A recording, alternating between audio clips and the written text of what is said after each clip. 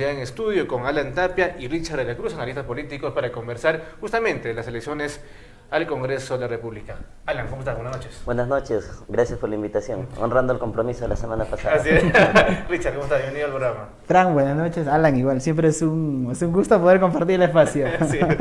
Empezamos con Alan. Alan, ya estamos bueno, hoy viernes ya fue ya, queda sábado y estamos a 24 horas de las elecciones.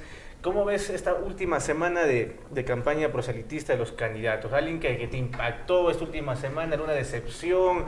¿Algún rebrote por ahí? ¿Algo que haya suscitado? Mira, el escenario ha estado bastante movido por investigaciones periodísticas que han dado dardos certeros a candidatos que ya se creían congresistas, probablemente en sus encuestas internas se encontraban peleando las primeras curules regionales, pero que sin embargo, por información extraoficial, sabemos que los destapes periodísticos de presuntos actos de corrupción o financiamiento interno o filiaciones partidarias con el fujimorismo, a estos favoritos aparentemente les ha generado un bajón electoral, ¿no? Como el Partido Morado, ¿no? Definitivamente dos personas han sido noticia esta semana. El número uno de Alianza para el Progreso, que es Percy Rivas, por sus vínculos en el cual la madre de sus hijos licita con el gobierno regional para poder realizar algunos negociados que beneficiarían o presuntamente ese dinero iría para la campaña. Y tenemos al candidato número uno del Partido Morado, Roger Rivera, que lo que ha hecho es ocultar un pasado fujimorista por estrategia electoral, pero que le ha jugado una mala pasada, ¿no? Ahora, Richard, la misma pregunta, ¿cómo ves estas últimas semanas proselitistas? ¿Alguien te ha impactado, te ha decepcionado? ¿Ha sido lo mismo que la semana pasada? Sí, no, yo creo que en 7 días el escenario y el panorama electoral han cambiado considerablemente, ¿no? Estos dos, digamos, favoritos, entre comillas, el número uno de Alianza para el Progreso y el número uno del Partido Morado, han sido las que peor semana han tenido. Incluso yo me animaría a decir que hasta hace una semana Alianza para el Progreso tenía la posibilidad incluso de meter 2 congresistas en Ayacucho, y más aún hasta el día lunes, ¿no? Porque el día lunes, con el destape que hubo de Julio Guzmán en una televisora nacional, ese bolsón electoral tiene que migrar hacia otro, ¿no? Y el componente más cercano, yo me animaba a decir que era pues Alianza para el Progreso hasta el día lunes, hasta el día martes, ¿no? Hasta que han salido ciertamente estos casos de cómo precisamente lo que veníamos diciendo, ¿no es cierto?, que el gobernador regional pues tenía un candidato hacia el Congreso, y esto ha sido realmente crítico, porque nos demuestra esta vieja práctica fujimorista de querer copar absolutamente todos los espacios, ¿no? Tú recordarás que, por ejemplo, la vicegobernadora es coordinadora de la Mesa de Concertación de Lucha contra la Pobreza, y la secretaria técnica es cuñada del ex asesor del gobernador, y la madre de los hijos de uno de los asesores del gobernador es proveedora. Entonces ahí tú te das cuenta que realmente cómo alguien concibe el poder, cómo realmente alguien concibe el ejercicio político y el ejercicio público, en el sentido siguiente de que eso tenga que servir necesariamente para intereses grupales, ¿no? O sea, ahí no hay precisamente un ejercicio maduro de propiamente de la administración de la cosa pública y de la administración pública. Y Richard, un material que nos compartieron en horas de la mañana, recordarás, es la contratación de fecha 9 de enero del primo hermano de Percy Rivas en una oficina estratégica como supervisor. Entonces vemos de que hay una desfachatez que de manera abierta familiares directos del asesor o promotor del gobernador regional de Ayacucho, hoy candidato, viene ubicándolos en puestos estratégicos, ¿no? Y ahí, dicho sea de paso, y hay que soltar una chiquita, creo que no está de más, así ella no está en campaña, pero ha sido expresidente del Consejo Regional.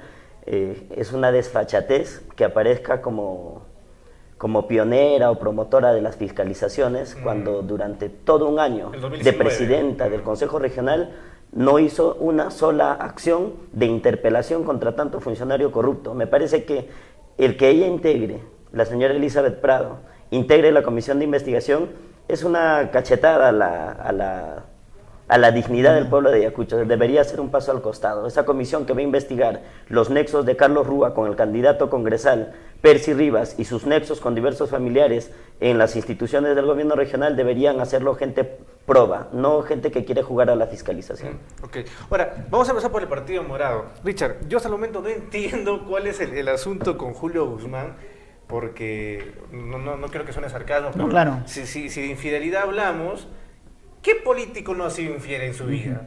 Sí. Hasta yo podría decir que yo he sido infiel en mi vida, ¿no? O sea, ¿cuál es lo que le mata a Julio Guzmán? La infidelidad, el haberle dejado a esta señorita dentro de este departamento con el tema del incendio, el haberse metido con una de sus militantes. ¿Cuál es el asunto? Claro, lo que pasa es que cuando ya hay un ejercicio político, y más aún cuando eres una figura presidenciable, uno tiene que entender que la línea divisoria entre lo público y lo privado se hace muy gaseoso. Y más aún no porque la prensa lo haya puesto en ese escenario, sino porque propiamente el propio candidato ha puesto sobre la mesa de pública, ¿no es cierto?, su relación matrimonial. Tú te acordarás que el señor Julio Guzmán orgullosamente salía en los medios, y lo decimos en el mejor sentido de la palabra, en el empoderamiento de la mujer, de que él era un mantenido, era un feliz esposo. Entonces, es decir, es el propio candidato que agarra el escenario privado y lo pone en el escenario público con fines políticos. Es decir, él se vende como un esposo modelo, un hombre ejemplar, ¿no es cierto? Pero no necesariamente porque quiere ser el referente de la iglesia católica en el país, sino porque precisamente pues quiere ser presidente del país. Entonces, esa línea divisoria es propiamente lo que el mismo candidato. Entonces, nos hemos acostumbrado mucho a agarrar la figura de la familia y venderla en el escenario político. Ahí habría que ser muy cuidadoso. Y el otro tema es que, propiamente dicho, es la exposición al peligro de otras personas. Entonces, si uno puede estar haciendo lo que sea, jugando damas chinas si quiere en ese momento, pero exponer al peligro a terceros, eso te genera una gran dificultad. Y finalmente, lo último es que en el escenario político, como dices tú, no son pues seres extraterrestres, pues no son seres ungidos por el Espíritu Santo para el ejercicio público, sino que son también seres humanos. Pero en ese escenario, creo, Franceli, tiene que haber necesariamente una posibilidad de autocrítica, de decir que las cosas han fallado, ¿no es cierto?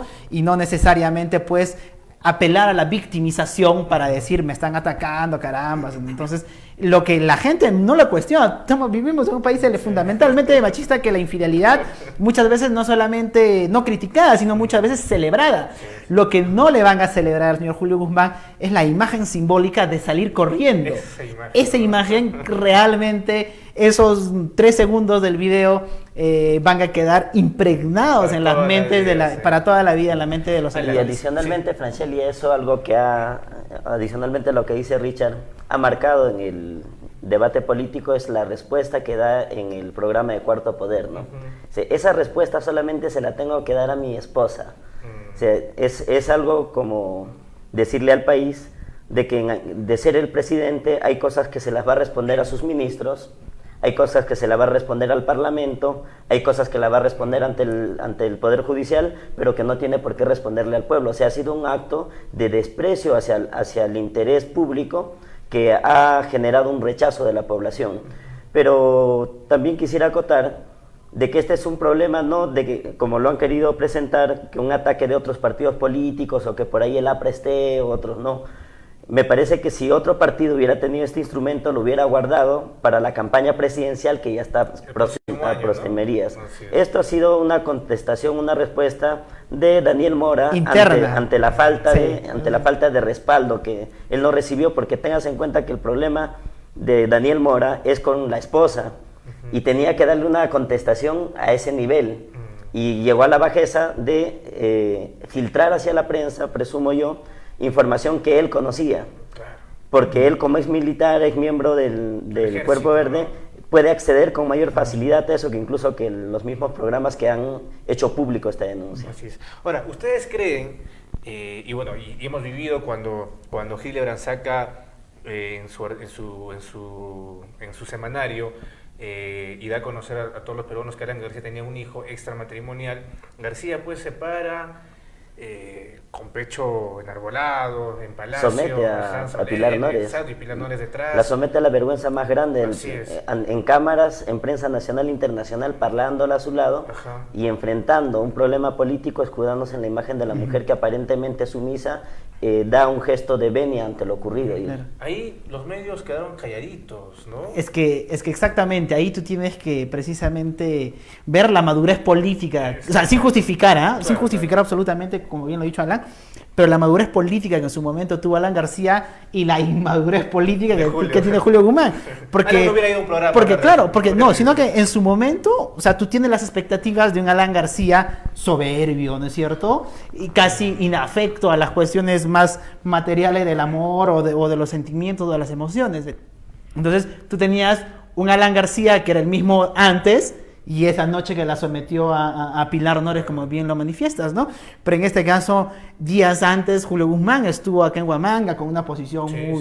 muy armada, muy política, muy bien desarrollada, ¿no? Pero tú lo veías en la entrevista de Cuarto Poder, van a disculpar, anonadado, muy poco articulador de sus propias ideas, o sea, timorato, entonces taciturno, o sea, lo enfriaron, entonces ahí tú ves a un Julio Guzmán que días antes realmente era un político referencial. Y tuvo un entrevistador que lo supo encarar también. Y ciertamente... Julio Guzmán eligió el mejor programa para hacer. Exactamente, y eso también, por ejemplo, te lleva a un escenario de que el equipo político que lo está acompañando no necesariamente es el mejor, porque un político tiene un equipo detrás que no es cierto que mapea incluso a los medios de comunicación que son aliados, que son neutrales y que son pues naturalmente incisivos. Entonces lo han puesto en bandeja de plata, en la boca del lobo, para literalmente, realmente... creo que prácticamente casi sepultar su carrera política en 7 minutos, ¿no? Y ese elemento que analiza Richard nos aproxima más a lo que estamos diciendo, ¿no?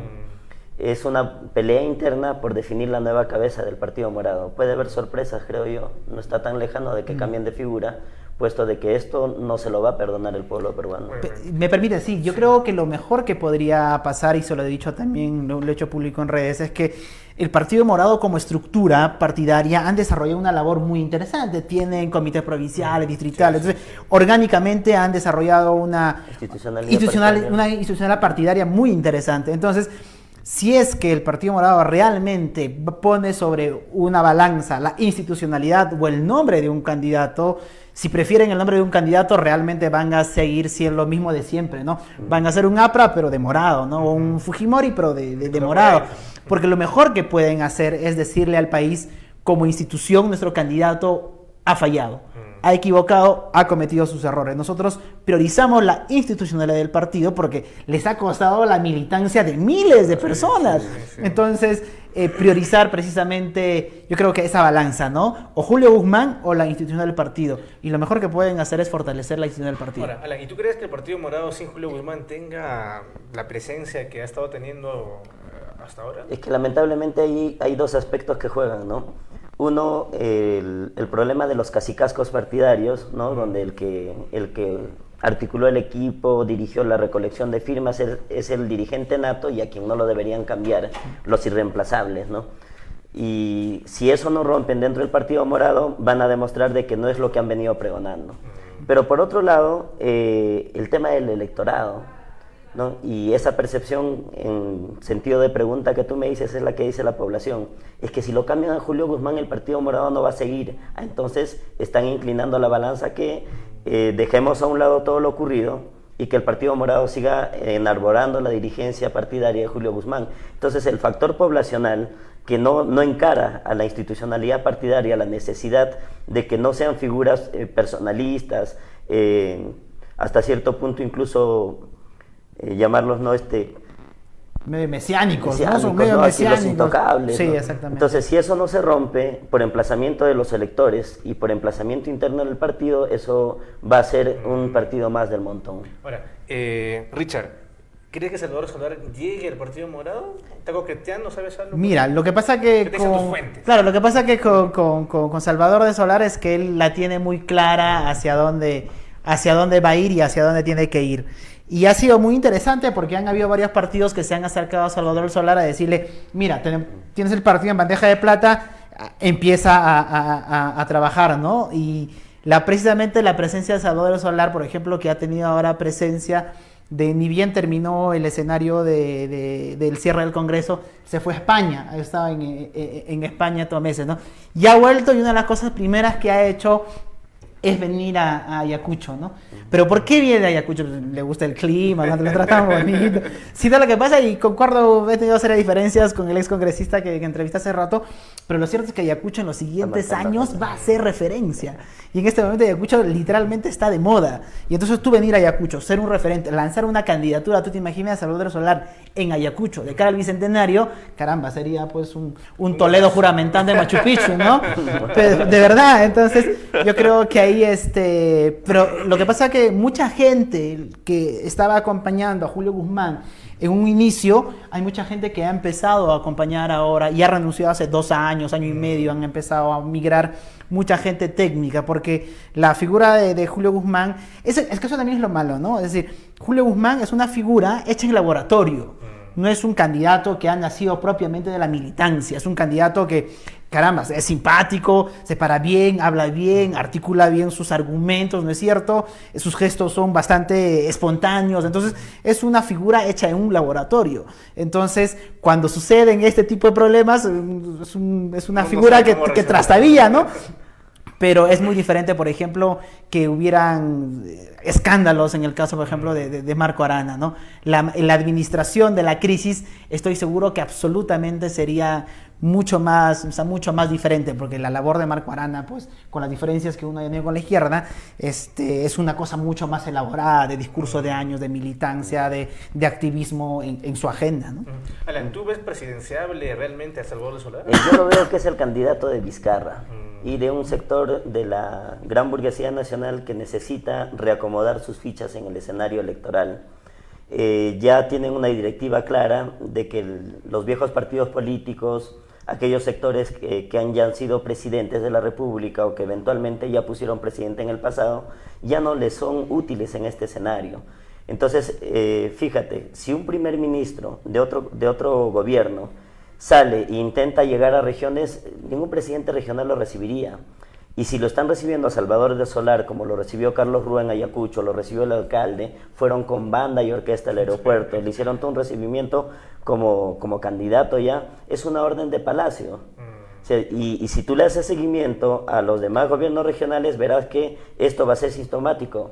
El paseo por el Perú y las distintas regiones del ex premier va a ser acompañado de directivas desde Palacio que la van a asumir los miembros de los GORES regionales, o sea, los gobiernos regionales. Es un candidato de Palacio, no tienen otra figura y están tumbándose figuras, o sea, ya la elección presidencial ya arrancó, ya están tumbando figuras presidenciables y están posesionando a un probable candidato como es Julio. Pero eso también viene un poco de parte en un escenario en que la derecha está en profunda crisis claro. Y la izquierda también está en una situación de que no ha logrado ahí articular una figura más o menos presidenciable que naturalmente le pueda poner pues un contrapeso a lo que te vaya a proponer en este caso Salvador Solar, en el caso de que probablemente vaya a ir, ¿no? Entonces él entra en un escenario ideal, porque encuentras, como bien Alan ha dicho, en la crisis de las derechas que ya no quieren saber nada del aprismo, nada del fujimorismo, ¿no es cierto?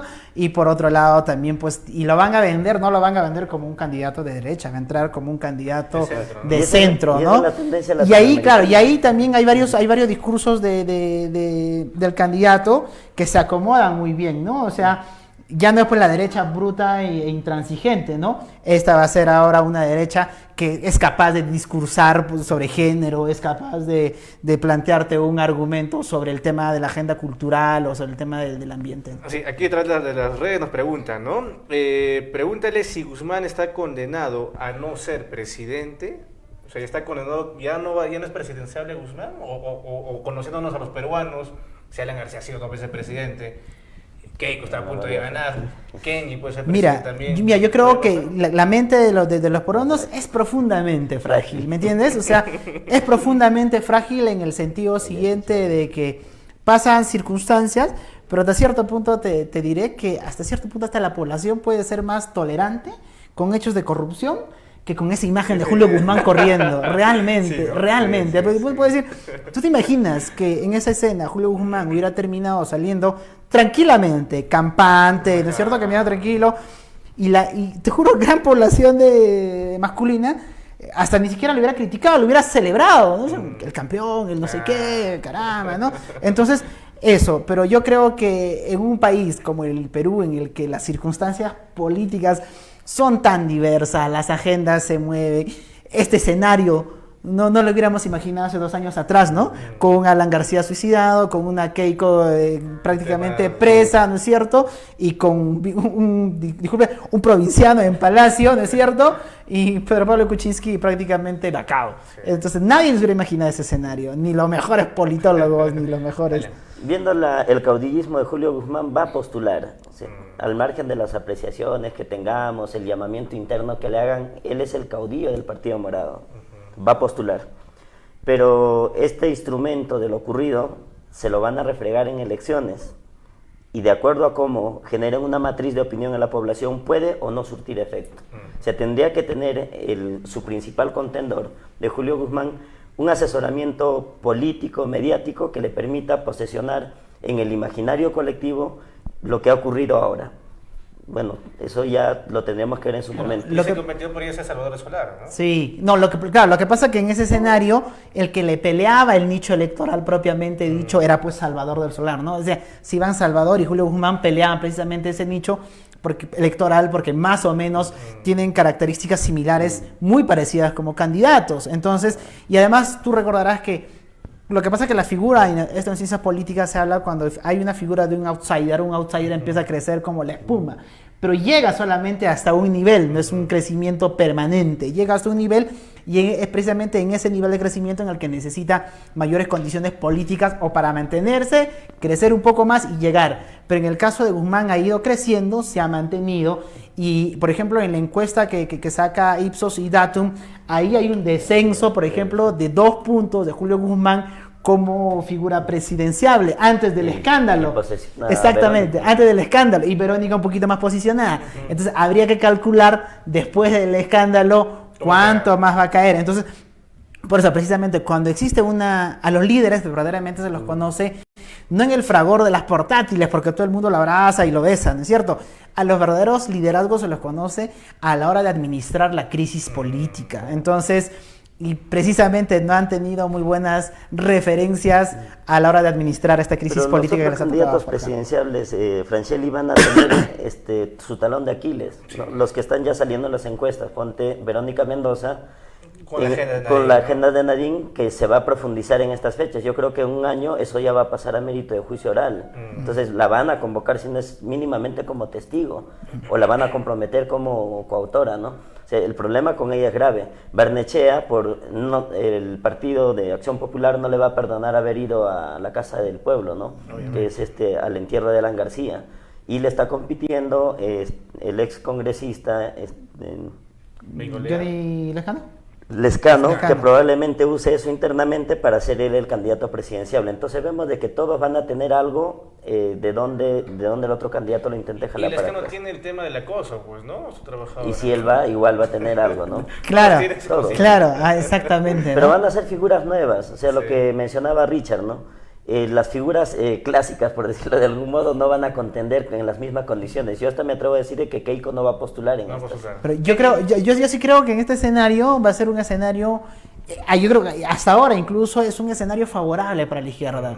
O sea, es decir, por ejemplo, el Frente Amplio y Nuevo Perú referencia en el Congreso de la República cuando se hacen las evaluaciones de percepción de los mejores representantes en el Congreso de la República. Estaban Belaunde, ¿no? Estaba Marisa Glave, estaba Tania Pariona, estaba la señora Wilca, ¿no es cierto? Entonces, perder a Wilca, esas 3 dentro del escenario político, ha sido realmente un error. Y creo que también en este escenario, por ejemplo, estuvo antes el ex congresista, que Ayacucho pierda en el siguiente parlamento 2 escaños que deberían ser de la izquierda, ese es un claro indicador de que las cosas precisamente en esta separación de Marco con Verónica afectado. Exactamente, y han tenido la gran oportunidad partidos importantes como el bloque de izquierda para presentar una una oferta electoral a la población interesante, atractiva, porque no solamente acá hay que echarle la culpa a la derecha, la derecha ya no puede decepcionarte más porque su lógica solamente es empresarial.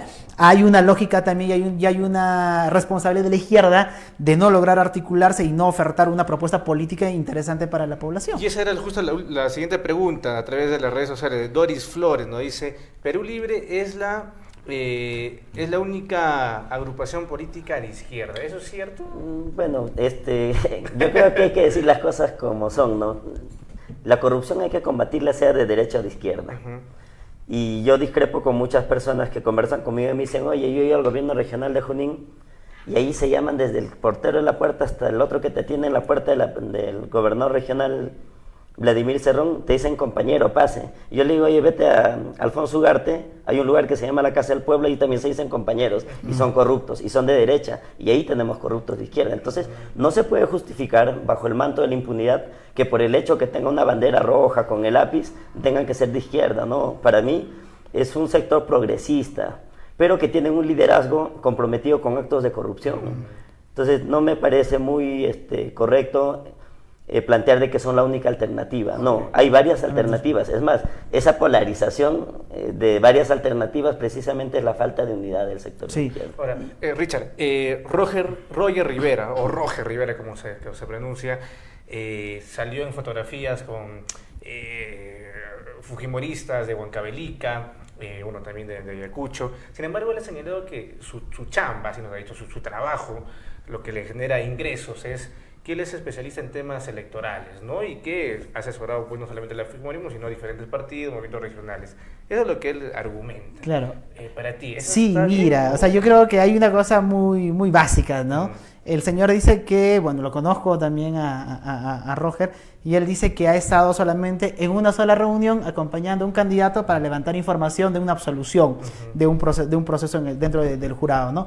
Uno ve las fotografías con detalle y hay dos fotografías en dos momentos diferentes.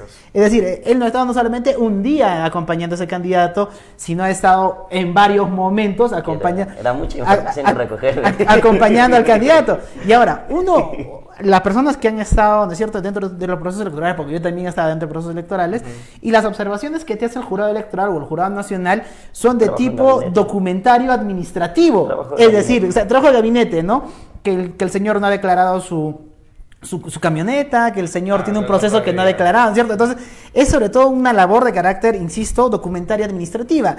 No entiendo si él dice, estamos saliendo a campo, ¿a salir a campo a qué? ¿A hacer una etnografía? ¿A fundamentar culturalmente lo fundamental?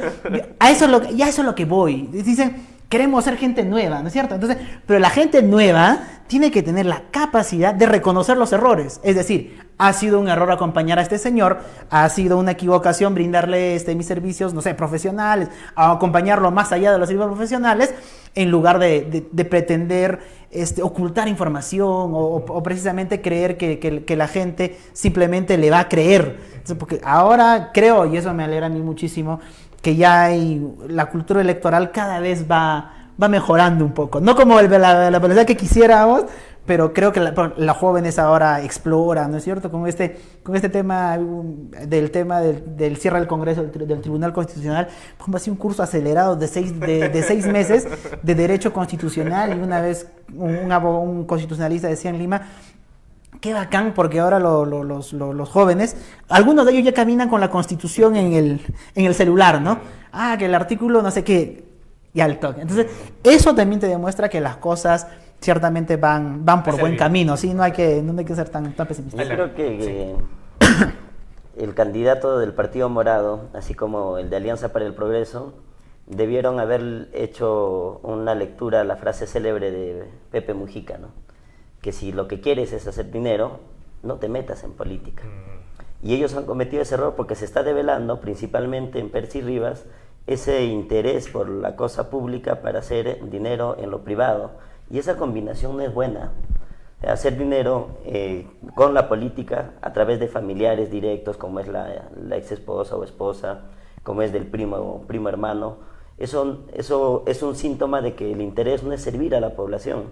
Entonces, eso le ha jugado una mala pasada en esta semana. Tengo información de que ambos sí tenían posibilidades de ingresar, pero que hoy están pensando, no solo ellos, su electorado está pensando si va a viciar su voto o hacia quién van a votar. Sí, y eso va a cambiar incluso las encuestas que se estaban divulgando, y el resultado del día domingo probablemente sea con otros congresistas electos y no ellos, y esos errores los estaremos evaluando el día lunes, pues. ¿Y quién pierde más aquí, Rúa o Percy Rivas? Yo creo que ambos, ¿no? O sea, ambos, porque ha sido un manejo, me vas a disculpar el término, pero tosco, burdo, perdón, es decir, grosero, ¿no es cierto? A la hora de administrar, como bien dice Alan, no se ha logrado delimitar, ¿no es cierto?, el interés por lo económico y el interés por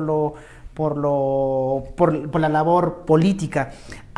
Con eso no quiero decir, por ejemplo, en Lima hay candidatos, ¿no es cierto?, empresariales que agarran y dicen, yo soy un empresario, mi interés es precisamente el tema empresarial, y tienen un nicho electoral que va a aportar precisamente y va a votar por ellos por la estabilidad económica, etcétera, porque quieren ahí un empresario representándolos.